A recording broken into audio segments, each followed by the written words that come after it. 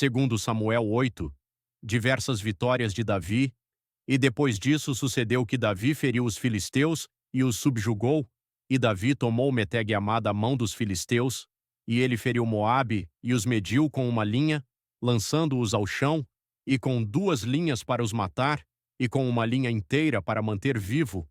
E assim os moabitas se tornaram servos de Davi e traziam presentes. Davi feriu também Hadadezer, filho de Reobe, rei de Zobá, quando ele foi recuperar a sua fronteira junto ao rio Eufrates.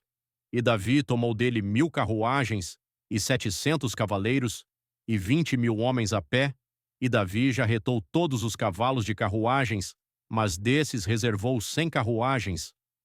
E quando os sírios de Damasco vieram para socorrer a Hadadezer, rei de Zobá, Davi matou 22.000 homens dos sírios. Então Davi pôs guarnições na Síria de Damasco. E os sírios se tornaram servos de Davi e trouxeram presentes. E o Senhor preservava Davi onde quer que ele fosse. E Davi tomou os escudos de ouro que estavam sobre os servos de Hadadezer e os trouxe para Jerusalém.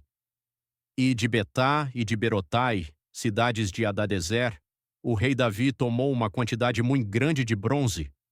Quando Toi, rei de Amate, ouviu que Davi havia ferido todo o exército de Hadadezer, Toi então enviou Jorão, o seu filho, até o rei Davi para saudá-lo e bendizê-lo, porque ele havia lutado contra Hadadezer e ferido a ele, pois Hadadezer teve guerras com Toi.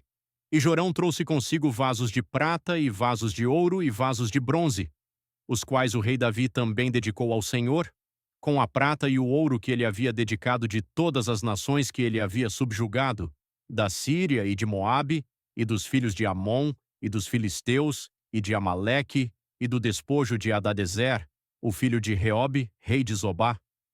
E Davi fez para si um nome quando retornou do combate aos sírios no Vale do Sal, sendo 18.000 homens, e ele pôs guarnições em Edom.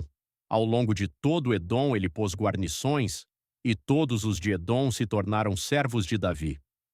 E o Senhor preservava Davi onde quer que ele fosse, oficiais de Davi, e Davi reinou sobre todo o Israel, e Davi executou juízo e justiça para todo o seu povo.